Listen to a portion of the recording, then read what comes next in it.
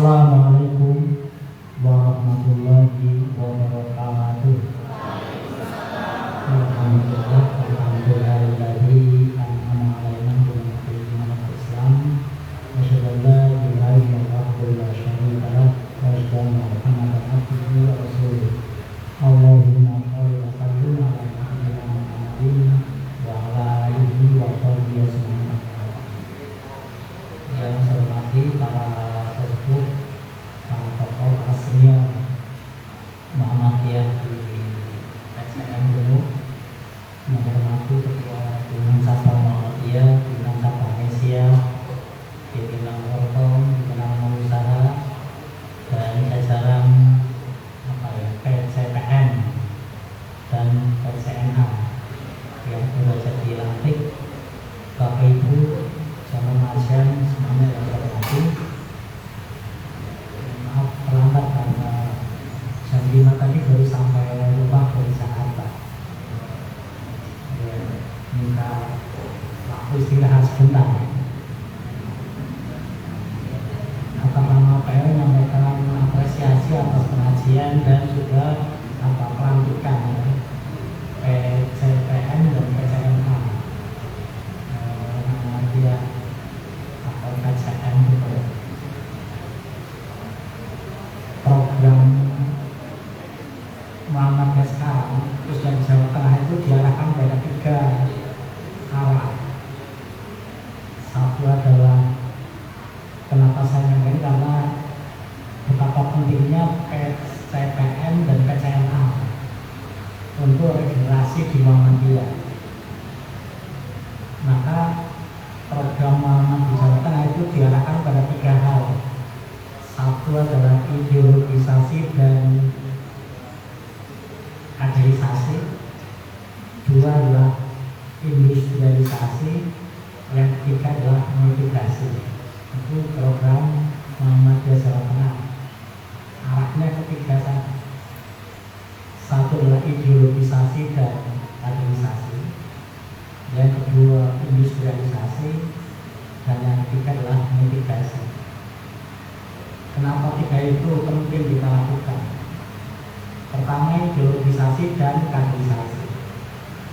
Kenapa perlu ideologisasi? Karena kita adalah paham agama. Bapak Ibu, Muhammadiyah bukan sekedar ormas, tapi ormas yang punya paham agama.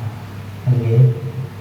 Karena ada ormas yang tidak, ada ormas Islam tapi tidak punya paham agama. Contohnya apa? Contohnya Dewan Masjid Indonesia itu nggak punya paham agama, ya.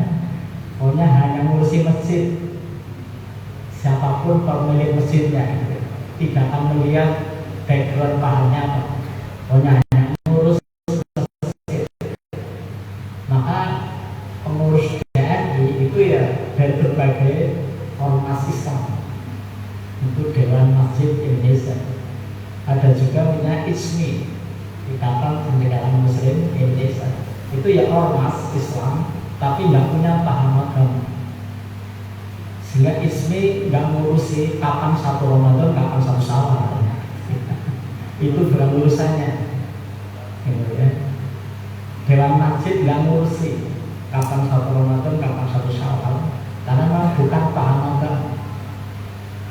Sehingga ISMI ya bagaimana program utamanya adalah memberdayakan umat Islam.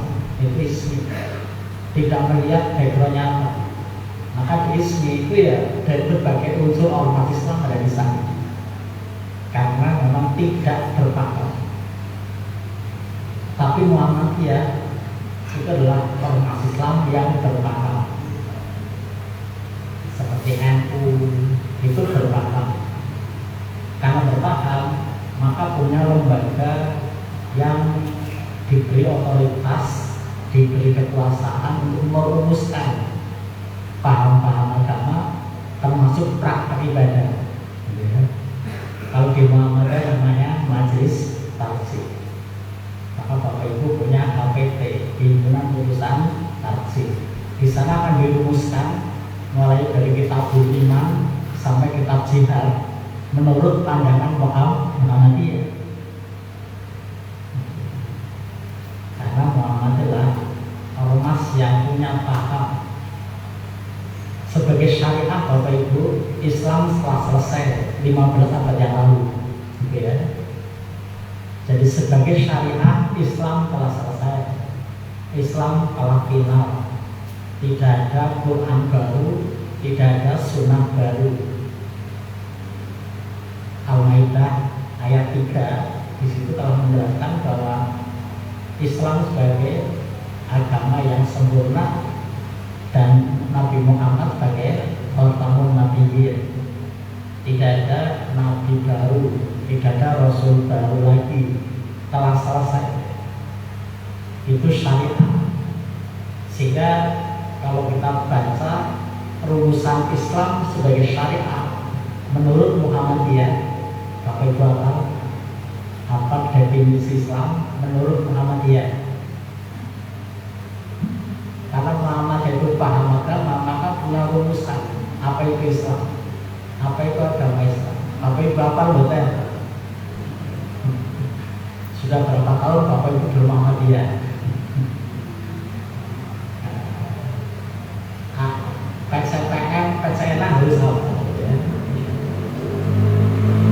Di sana dikatakan Adilul Islami wa ma'andalahullah fil Quran wa ma'at bihis sunnatu sholihatu minal awamiri wa nawahi wa irsyadati li sholahil ibadi dunyahu ma'urahu. Apa betul Bapak Ibu? Ini definisi agama Islam menurut Muhammadiyah. Islam sebagai syariat.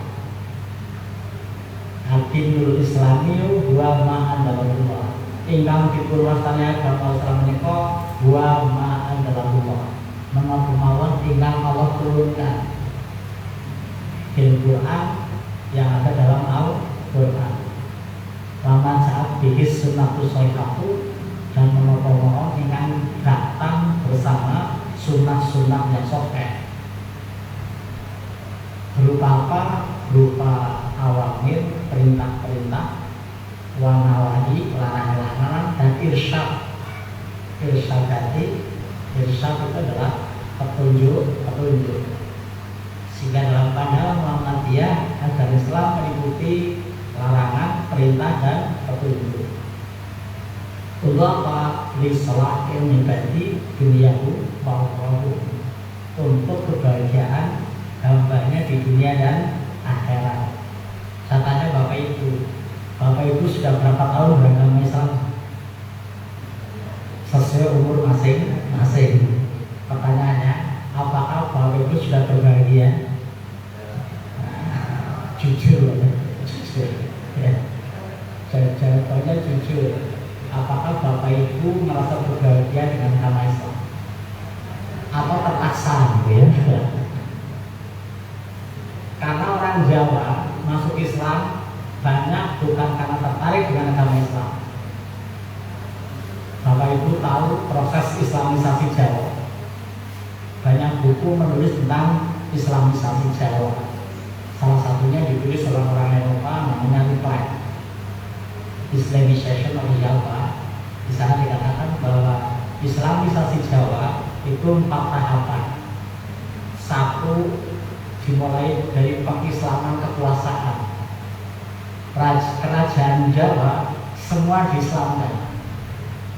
Karena Jawa sangat paternalistik. Kalau rajanya Hindu, orang Jawa semua Hindu oleh itu. Ya. Maka Hindu pernah jaya di Indonesia. Bapak Ibu tahu tinggalan kejayaan Hindu di Jawa? Apa tinggalannya Pak? Candi Napo, Candi Prambanan. Luar biasa kan? Betapa jayanya, betapa hebatnya Hindu menghasilkan sebuah monumen yang saya yakin umat Islam tidak punya tiruannya, gitu kan? Umat Islam tidak bisa menandingi karya benda orang Hindu. Sehingga umat Islam dikatakan sebagai umat yang paling tidak punya karya benda. Kalau tanya Bapak Ibu, karya benda apa umat Islam yang dimiliki?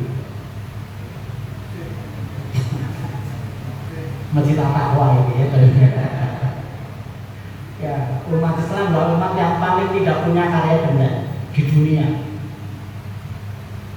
Jangankan karya benda, kalau saya tanya Bapak Ibu, saya pakai Mac ini, siapa yang buat? Buatan siapa? Saya yakin bukan negara Islam membuatnya. Kalau Bapak Ibu pakai LCD, siapa yang buat? Bapak Ibu pakai kipas angin, siapa yang buat? Bapak Ibu punya HP, buatan siapa? Kalau begitu terus opo gawe umat Islam ya? Minuman ini buatan siapa?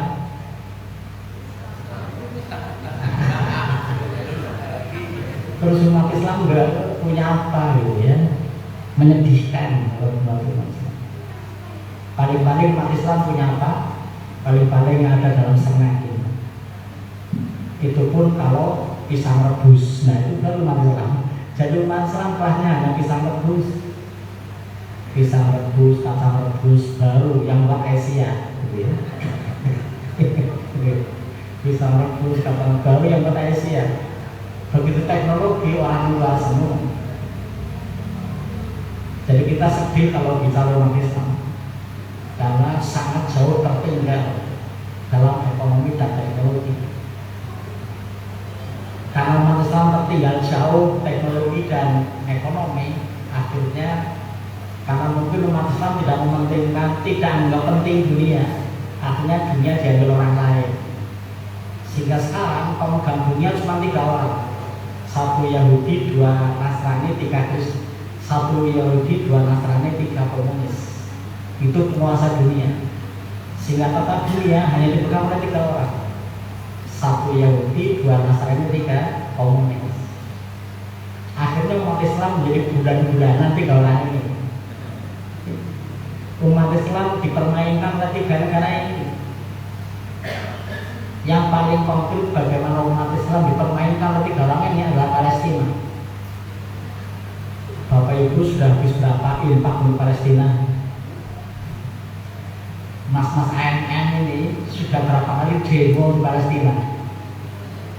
Gagal maning kan? Ya.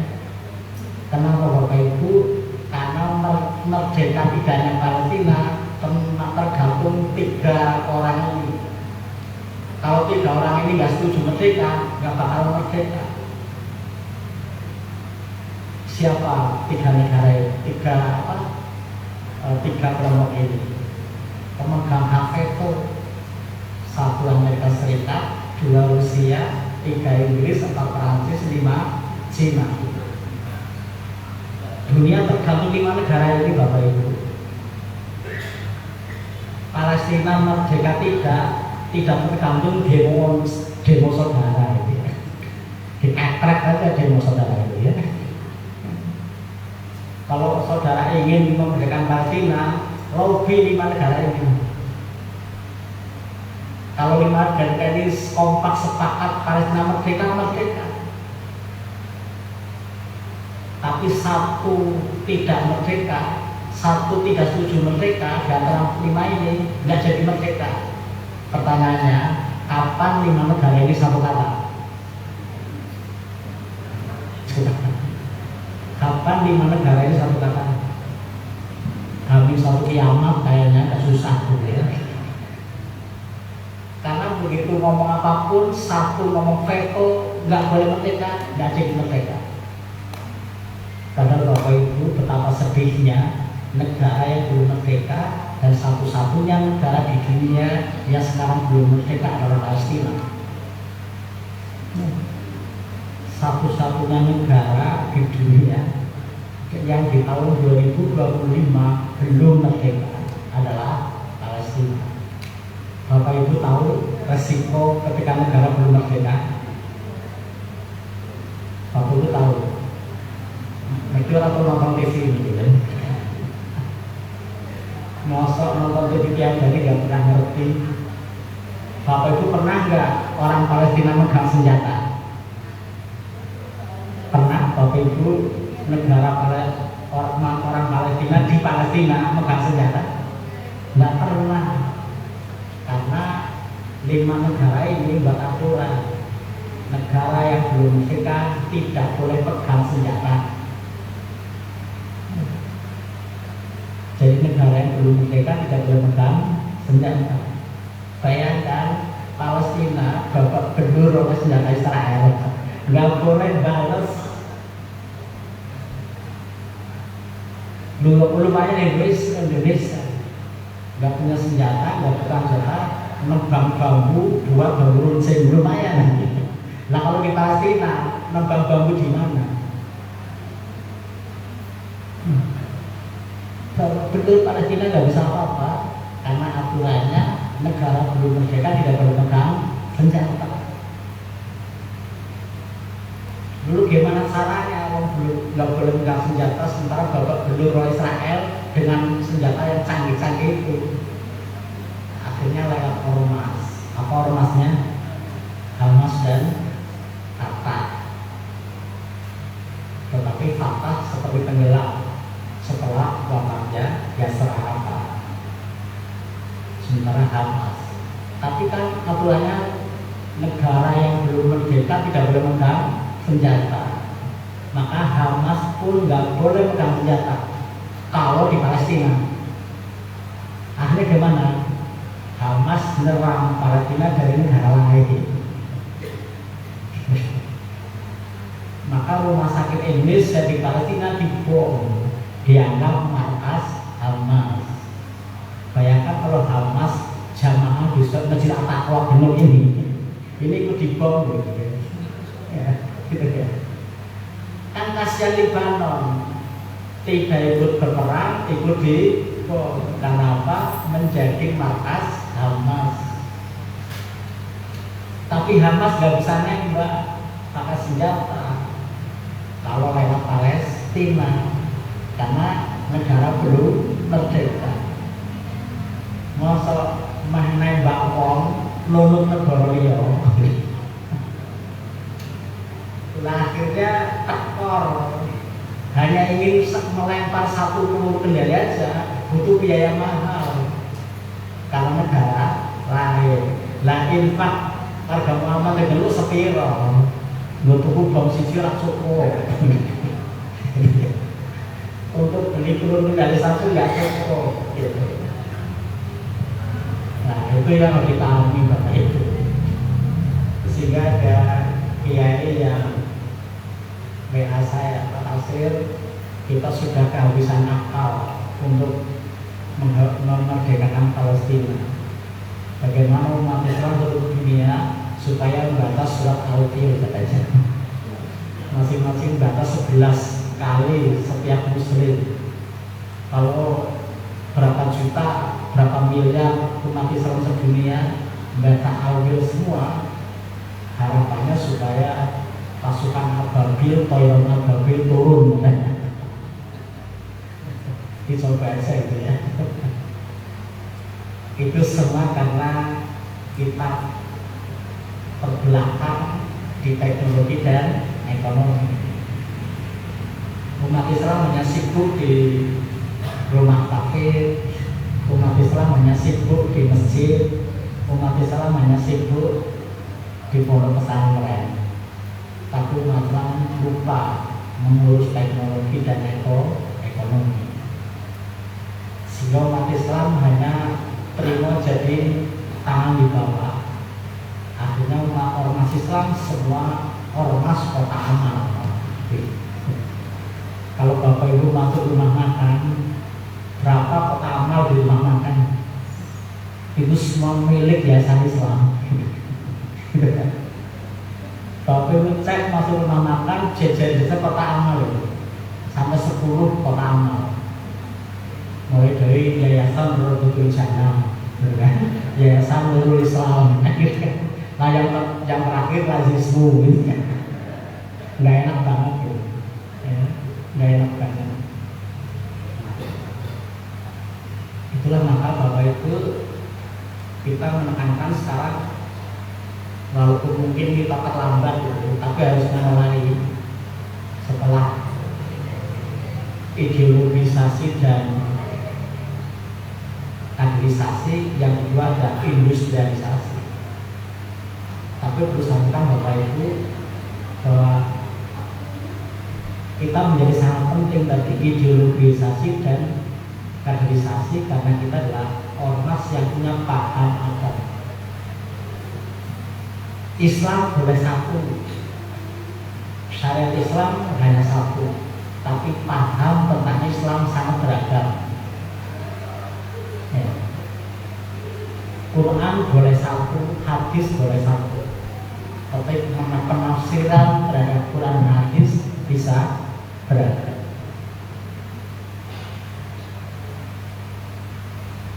Nggak usah jauh-jauh.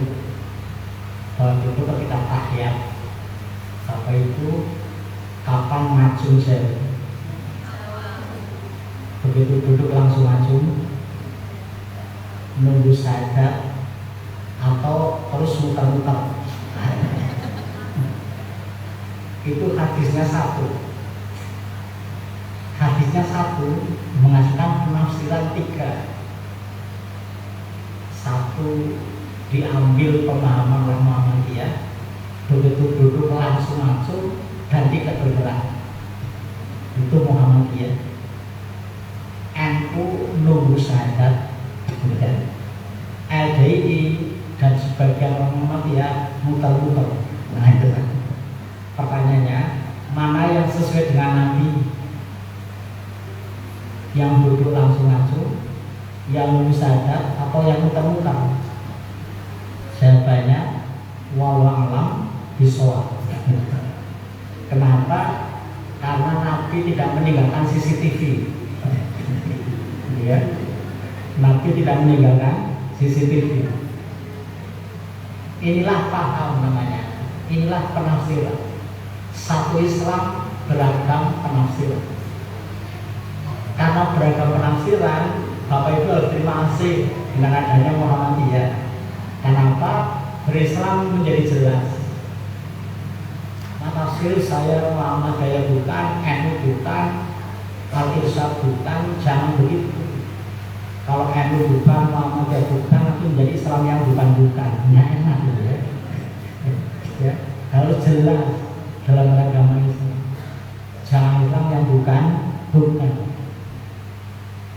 Karena kalau Islam bukan, nanti Bapak Ibu mau Ramadan ikut Muhammadiyah, ikut pemerintah, atau ikut Mbah Benung. Ya. Jadi pemerintah dan Muhammadiyah, NU, kalau toh selisih paling sehari, yang satu Selasa, yang satu Rabu, paling begitu. Tapi Mbah Benung itu 5 hari dari yang lain, gitu ya. Mbah Benung itu 5 hari sebelum pemerintah sudah mulai puasa. 5 hari sebelum pemerintah Idul Fitri, Mbah Benung sudah Idul Fitri.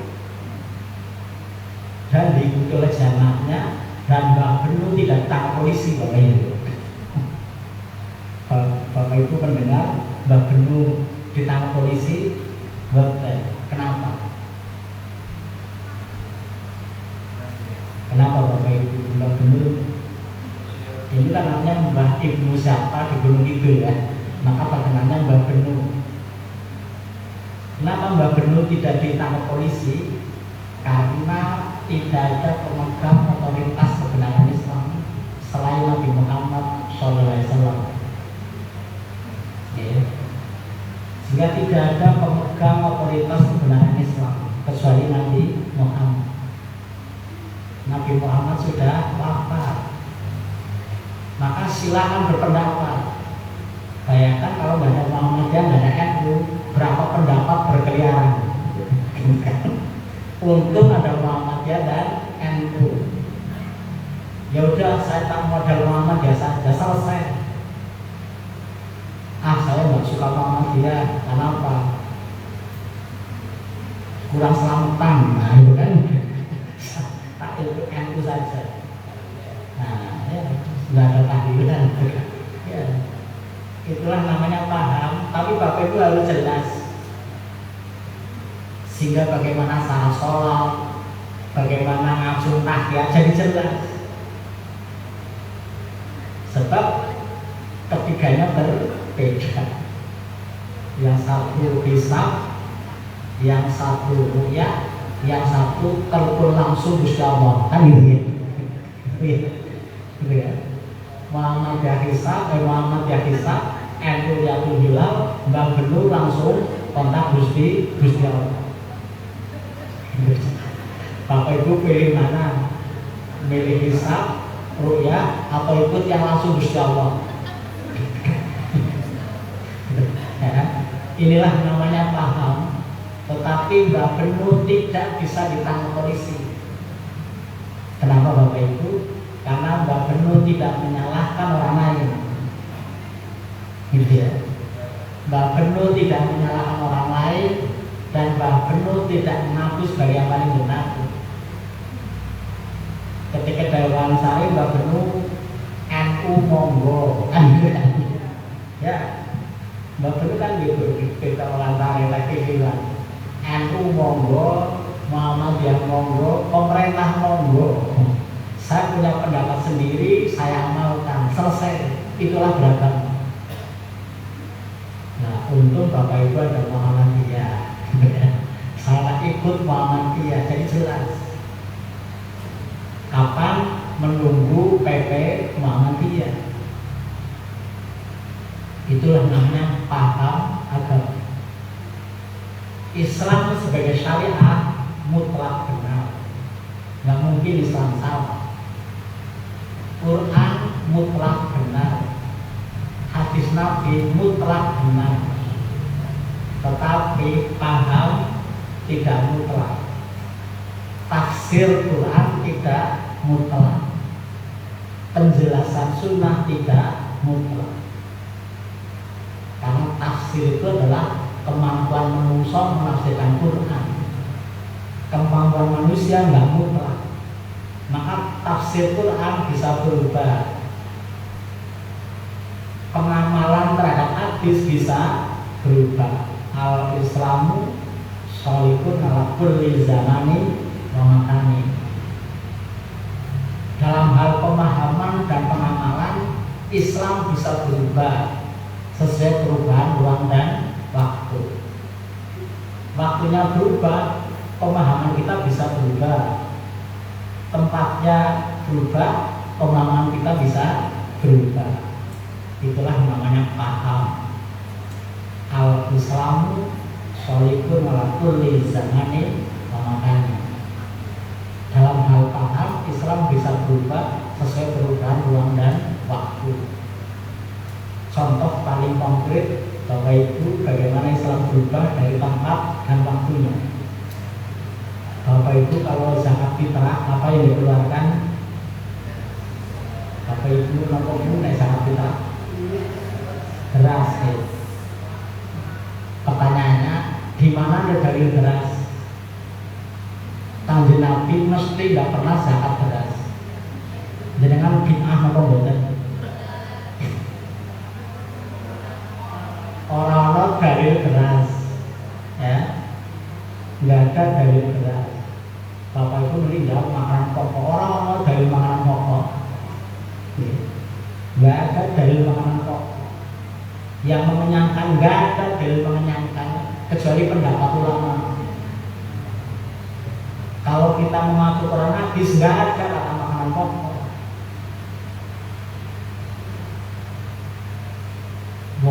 Dalile farada Rasulullah sallallahu alaihi wasallam zakat al-fitri sya'am min tamrin sya'am min sa'irin. Kan gitu. Wajibun ala kulli muslimin. Kan gitu. Farada sampun marbake sapa Rasulullah sallallahu alaihi wasallam menapa zakat al-fitri ing zakat fitri. Sya'amin tamri setunggal sok kurma, sya'amin sa'ir setunggal sok gandum. Di mana ada beras? Jangan perlu bilang Indolalah gitu. Waktu itu berarti pena. Bagaimana ketemu beras? Nanti ada rumusannya, ada SOP-nya. Mengacu pada tadi al-Islamu sholihun ala kulli zamanin wa makanin. Walaupun al-Islamu ala kulli zamanin wa makanin itu bukan syariat, bukan dalil Quran hadis, tapi kaidah fikih, kaidah fikih. Dan Muhammadiyah dalam bakat tertentu menerima kaidah fikih. Kalau Salafi menolak kaidah fikih. Cuma kita teman Salafi beras nopo kurma gimana? Coba dicek. Mestinya teman Salafi jangan beras. Mestinya harus sesuai dengan dalilnya, yaitu kurma. Apa Bapak Ibu ingin zakat seperti sesuai hadis? Bapak Ibu mau takbiran bahwa kurma tempatnya dia zakat, boleh nggak? Itu sesuai dalil itu.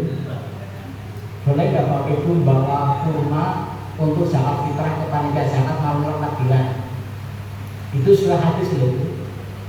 Boleh nggak? Boleh, jelas hadisnya. Cuma kalau panitia dikira naik. Langsung dibagi sama panitia dikira seneng kan, langsung dipiring-piring gitu. Nggak ada dalil beras atau hadis lain notiha fi zamanin Nabi sallallahu alaihi wasallam syamin namin syamin sa'ir syamin zabib syamin ma'am. Kami para sahabat zakat fitri pada zaman Nabi 1 sok kurma, 1 sok gandum, 1 sok anggur kering, 1 sok makanan. Boleh nggak orang Semarang zakat lumpia? Boleh nggak Bapak Ibu? Boleh nggak orang Semarang zakat bandeng presto? Ya. Kalau beras, saya kira semua kakak sudah punya beras. Saya nggak butuh beras, Bapak Ibu. Bagaimana kalau Bapak Ibu ditolak oleh mustahik karena di rumah sudah punya beras? Kami nggak butuh beras, kami butuh hidangan lebaran. Itu dengan saya nggak butuh beras, kami butuh hidangan lebaran. Beri kami biskuit. Nah, gimana coba? Beri kami biskuit, lebih pas untuk saya daripada beras. Wong beras saya udah terima raskin, gitu kan? Saya sudah terima raskin. Saya nggak butuh beras, saya butuh hidangan lebaran. Boleh nggak kita ganti biskuit? Apalagi PWM sedang proses mengolah biskuit Sahaya. Nah, besok beras kita ganti biskuit Sahaya, gitu kan? Ya. Di situ kan ada bunyi makanan. Jadi dan apa namanya? Kurma, gandum, anggur kering, sama makanan. Kalau alasannya makanan pokok, Nabi mendiko anggur kering. Negara mana yang makan pokoknya anggur kering? Kan nggak nyambung juga dengan hadis Nabi.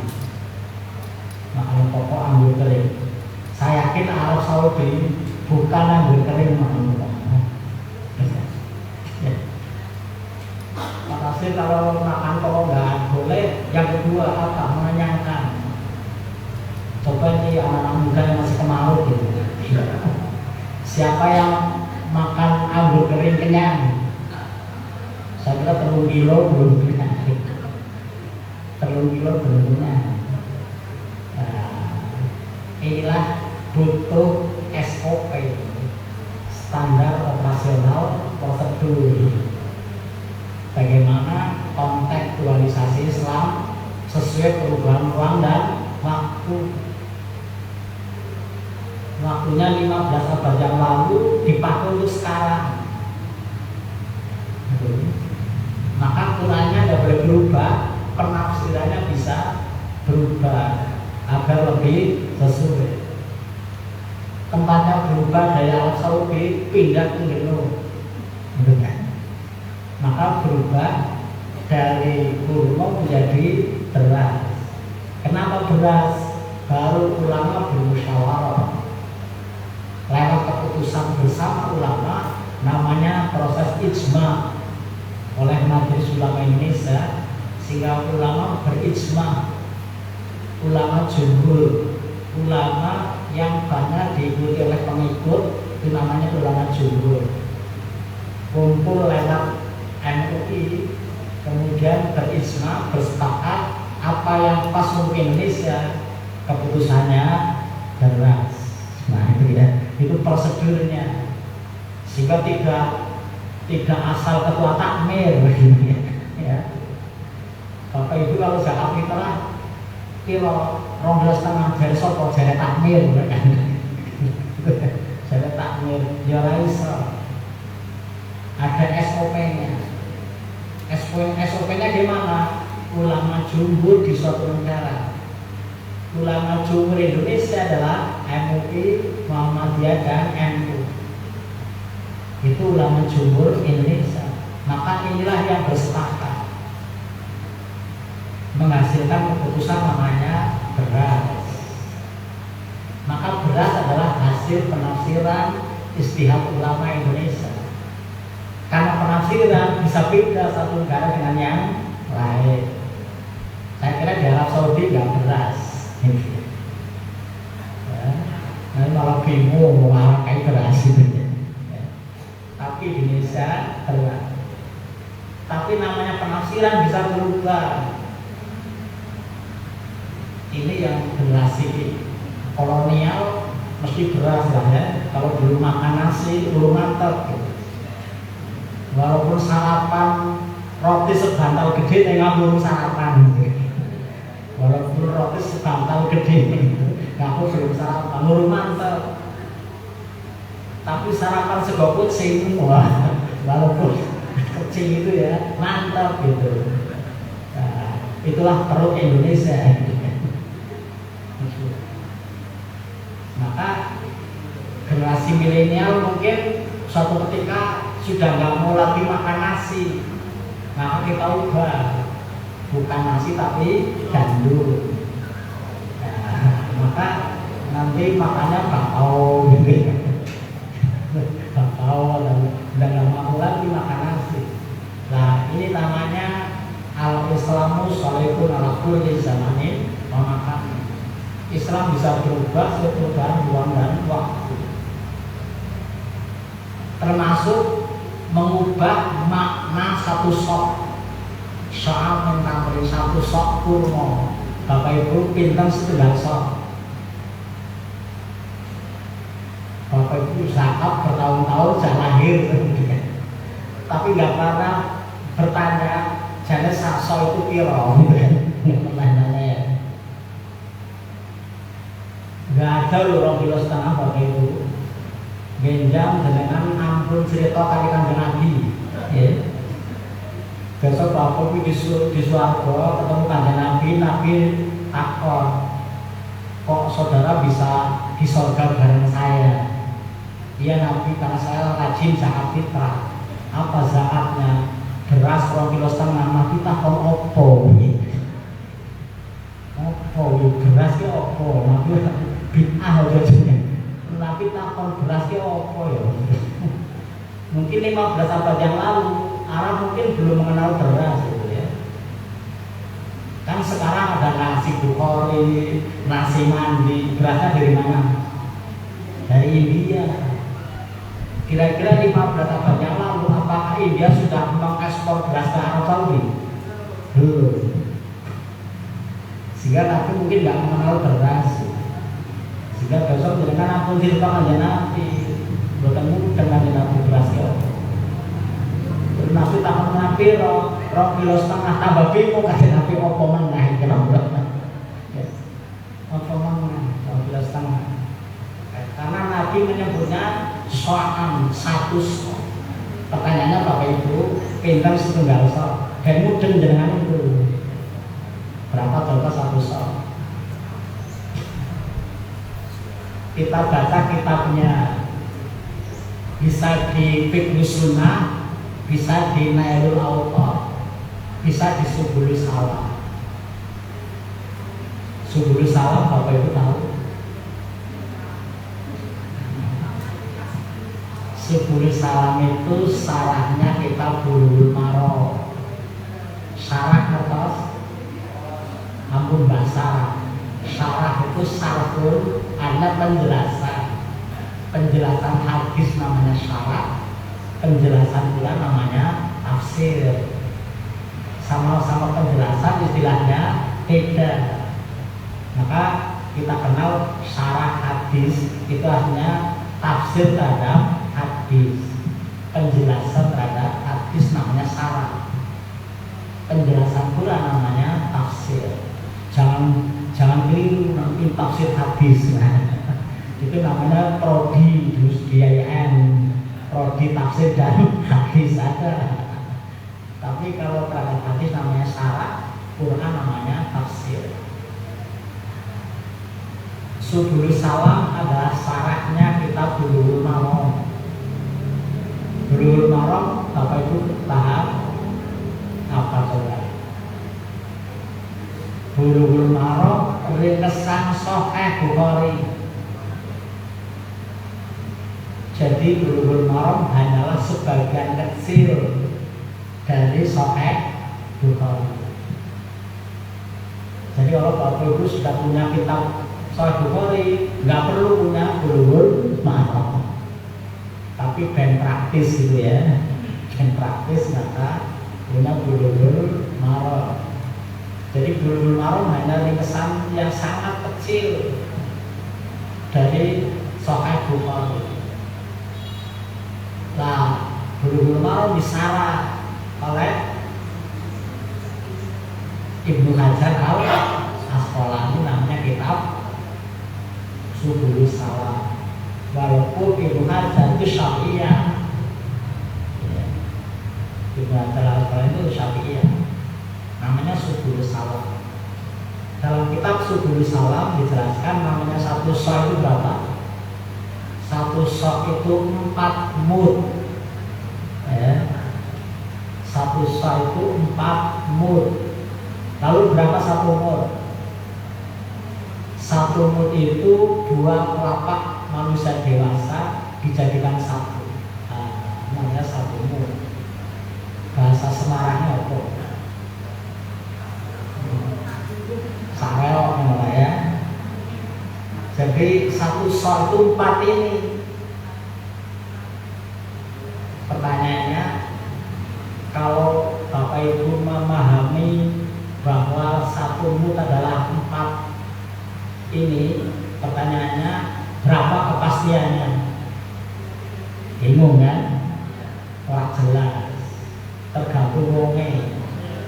Nek wonge jarinya panjang-panjang banyak, jarinya pendek-pendek sedikit, bingung nanti rumah. Kalau gitu caranya, maka MUI lewat isbatati SOP dalam beristihad, kemudian kumpul memastikan penafsiran satu mud biar umat jelas. Lalu ketemulah rumusan satu so' sebagai 2,5 kilogram. Maka 2,5 kilogram adalah tafsiran ulama jumhur Indonesia terhadap satu so'. Namanya tafsir bisa berbeda. Mungkin yang lain menafsirkan tidak 2,5 tapi 2,7. Ada yang menafsirkan 3,0. Terserah, gitu ya. Kenapa? Kalau Nabi wis wafat mentakon sapa? Ya, Nabi sudah wafat mentakon sapa. Maka sekarang ukur lewat pribadi masing-masing. Biasanya ulama membuat keputusan itu pasti sudah mengambil prinsip ikhtiar, hati-hati. Maka mesti dilebih. Kalau nggak percaya, Bapak Ibu nanti satu tahun dulu, ya, Bapak Ibu nanti tahun dulu sampai rumah ngereok beras, ngereok beras 4 ini jangan ukur. Apakah kira-kira sudah mencapai 2,5 kg? Kalau tidak mencapai, artinya Bapak Ibu sudah selamat. Oh, ternyata sudah lebih. Maka Bapak Ibu sudah tidak ada masalah. Tapi kalau ngereok diukur ternyata kok 3 kilo, sementara kemarin Bapak Ibu baru 2,5, Bapak Ibu nombok setengah kilo. Tapi kan nggak tahu Pak, ya sudah, kalau nggak tahu ya gimana lagi, besok jangan diulangi gitu ya. Tapi saya yakin 4 orang Indonesia nggak ada yang mencapai 2,5 kilo. Kalau menurut saya nanti buktikan setelah sampai di rumah. Saya yakin beda-beda karena Pak jarinya kan beda-beda satu dengan yang tadi. Ya sama orang Jawa mengukur berapa panjangnya 3 bilan, pinten senti 3 bilan. Ya tergantung orangnya. Tapi kan 3 bilan sama dengan wasit sepak bola di lapangan pasir nggak ada garisnya. Ini tendangan 12 pas, kan tergantung langkah wasit. Kalau wasit yang melompat kan lebih banyak lagi. Namanya tendangan 12 pas, 12 langkah wasit. Tapi kan nggak jelas, akhirnya dibuatlah garis-garis oleh FIFA supaya jelas, sehingga berapa 12 pas jadilah titik penalti. Yang ukurannya sama karena sudah ada ukuran. Nah, untuk apa? Supaya umat jelas. Inilah namanya paham agama. Maka Muhammadiyah adalah paham agama. Karena paham agama butuh dirawat, diideologisasi, ditanamkan, diinternalisasi, supaya warga jelas dalam mengamalkan Islam sebagaimana hasil istihad ulama di Muhammadiyah. Maka Bapak Ibu mantap saja dengan mengamalkan Islam, mengikuti apa yang diputuskan Muhammadiyah. Karena istihad itu tidak mudah, maka kan nanti salah pun dijamin dapat pahala. Nah itu ya. Jadi Bapak Ibu gak usah terpengaruh, Muhammadiyah salah apa-apa, salah tak berpahala. Itulah namanya hasil rumusan para ulama, salah pun tetap berpahala. Karena tidak ada ulama yang ngawur. Semua ulama dengan segala kemampuan yang ada untuk menghasilkan keputusan.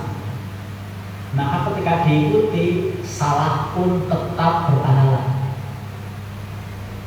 Nabi sendiri yang menjamin itu, dan mengatakan idza iltaqal hakimu fa'asoba bahwa ajran bahwa ajrul wahid. Ketika ada ulama memutuskan hukum, hasil keputusan yang benar pahalanya 2, ketika salah pahalanya 1. Sehingga ketika Muhammadiyah melakukan 1 Ramadan, ikuti saja Bapak Ibu. Hasil Indonesia Muhammadiyah beda di Arab, orang masalah. Karena Arab beritahuan benar. Emangnya Arab mesti benar bukan? Jadi warga Muhammadiyah pede aja, walaupun mungkin keputusannya beda dengan Arab Saudi. Kan kita nggak ngerti yang benar Muhammadiyah atau Arab Saudi kan gitu ya. Maka kadang beda. Itulah namanya hasil penafsiran. Ketika terjadi seperti ini, Bapak Ibu percaya diri aja dengan keputusan Muhammadiyah, walaupun beda dengan Arab Saudi. beda dengan pemerintah, mungkin beda dengan NU. Maka kadang-kadang Muhammadiyah beda dengan Arab, kadang-kadang NU berbeda dengan Arab. Kadang-kadang sama. Kenapa? Namanya penafsiran. Ketika Muhammadiyah beda dengan Arab Saudi, kok yang benar Arab, Muhammadiyah salah, nggak apa-apa Bapak Ibu, sudah dapat pahala satu. Pak Tafsir daripada ribet, saya Muhammadiyah enggak, Arab Saudi enggak. Jadi kalau Arab Saudi Senin, Muhammadiyah Selasa, aku terbu saja, nah itu malah tambah salah dulu ya, tidak salah. Harus ikut, karena kalau ikut ulama salah pun dapat pahala minimal satu kan sudah cukup untuk modal masuk surga, gitu ya. Satu sudah cukup modal masuk surga. Itulah pentingnya ideologisasi paham agama, dan pengajian seperti ini bagian dari ideologisasi. Kaderisasi, kenapa? Karena kita ormas yang butuh keberlanjutan, sehingga Muhammadiyah ditopang oleh 3 pilar: jamaah, jamiah, dan amal usaha Muhammadiyah. Jamaah adalah warga Muhammadiyah, pimpinan, anggota, simpatisan, itu namanya jamaah Muhammadiyah. Bapak Ibu semua, saya adalah jamaah Muhammadiyah. Tapi apalah artinya jamaah kalau tidak diorganisir? Al-haqqu bila nidhamin, yang nidhul batilu bin nidhamin. Kebaikan, kebenaran yang tak terorganisir bisa kalah oleh kebatilan yang terorganisir. Orang baik tetapi tidak diorganisir kalah oleh orang jahat yang terorganisir. Maka jangan sampai orang baik kalah dengan orang jahat. Bagaimana caranya? Diorganisir. Siapa yang organisir? Jamiah, organisasi. Siapa? PCN. Nah, ini ya. PCN, PCA, Orpong, itu yang organisir. Buktinya apa? Buktinya hari ini ada pengajian ini apa ya? Itu kan diorganisir. Siapa yang undang hari ini pengajian? Siapa Bapak Ibu yang hari ini mengundang Bapak Ibu ngaji? PCN. Namanya mengorganisir. Coba kalau pada PCN, Bapak Ibu kan orang jelas. Maka PCN mengorganisir jamaah. Tapi apalah artinya ada jamaah, ada jamiah, organisasi kalau tidak menghasilkan amal? Jadilah masjid, ya. Jadilah gerakan pengajian, jadilah rumah sakit, jadilah panti asuhan. Itu namanya amal usaha. Coba kalau umat Islam nggak ada Muhammadiyah, saya yakin sampai sekarang nggak ada unimus. Ya. Kalau umat Islam hanya mengandalkan masjid, paling hanya punya takmir yang sudah malam takbiran nggak bisa akitrah, paling hanya itu mampunya kan. Tapi dengan adanya Muhammadiyah, punya unimus, punya rumah sakit, rumah mandi, punya yang lain-lain. Semua itu karena ada organisasi. Dan itu tidak mudah Bapak Ibu. Kadang-kadang orang menyebut nahi mungkar lebih berat dari amar ma'ruf. Siapa bilang? Orang amar ma'ruf sekaligus nahi mungkar. Tapi kadang-kadang nahi mungkar lebih berat dari amar ma'ruf katanya. Siapa bilang? Karena amal ma'ruf kan identik dengan mendirikan rumah sakit, gitu ya, amal ma'ruf. Emangnya ringan apa mendirikan rumah sakit? Kalau rumah sakit mendirikan ringan, mestinya FPI udah punya banyak rumah sakit, gitu kan? Nyatanya ada nggak rumah sakit milik FPI? Ya, ada. perwakilan amanah turingan untuk mendirikan satu rumah sakit. Bapak Ibu perlu datang berapa? Untuk mendirikan satu rumah sakit tipe D saja itu butuh dana 45 miliar. Itu hanya untuk alkes dan gedung, belum tanah. Pertanyaannya, umat Islam mana yang mampu? Hanya Muhammadiyah. Apa ada di luar Muhammadiyah? Tidak ada. Hanya Muhammadiyah. Kemarin ada rumah sakit yang ngambek, dokternya menggok gitu. Dokternya saya kumpulkan. Dokternya ngomong semua, tapi ngomong semua. Kata mereka, Pak mendirikan rumah sakit tidak mudah, ngelola rumah sakit tidak mudah. Itu kata dokter senior. Kalau itu saya jawab, Bapak Ibu, jenengan smart dokter senior. Nanti untuk mengelola rumah sakit tidak mudah. Itu jenengan yang ngomong. Kalau gitu betapa hebatnya Muhammadiyah. Kenapa? Jenengan para dokter kumpul belum tentu menghasilkan rumah sakit. Coba dokter senior kumpul belum tentu menghasilkan rumah sakit. Kalau Muhammadiyah kumpulan para ustadz apa nggak hebat? Muhammadiyah para ustadz yang tidak mudah rumah sakit kumpul menghasilkan rumah sakit, apa nggak luar biasa? Dan yang bisa itu hanya Muhammadiyah. Sambung akhirat Bapak Ibu. Bayangkan 45 miliar mendirikan rumah sakit tipe D. Itu hanya untuk alkes dan gedung. Kira-kira warga Muhammadiyah Genuk infak terkumpul 45 miliar itu butuh berapa tahun? Saya yakin hampir satu kiamat belum kumpul. Hampir satu kiamat belum kumpul. Tapi nyatanya Muhammadiyah bisa dengan segala kemampuannya, dan yang bisa itu hanya Muhammadiyah. Nggak ada yang lain. Maka jangan sampai warga Muhammadiyah minder. Kenapa? Nggak ada yang bisa menandingi Muhammadiyah urusan ini. Sambung akhirat berguna. Maka saya paling nggak suka ngomong nahi mungkar berat dari mana kata siapa. Malah nahi mungkar lebih mudah. Kenapa? Tinggal nyewa tronton, pasang sound system, bengok-bengok, rampung. Ya, mosok ketua PWN bengok-bengok tronton, dan gak enak banget juga. Itu ya kelasnya sama lah ya, bukan levelnya Muhammadiyah. Tapi dalam pandangan Muhammadiyah, amar ma'ruf otomatis di dalamnya mesti nahi mungkar.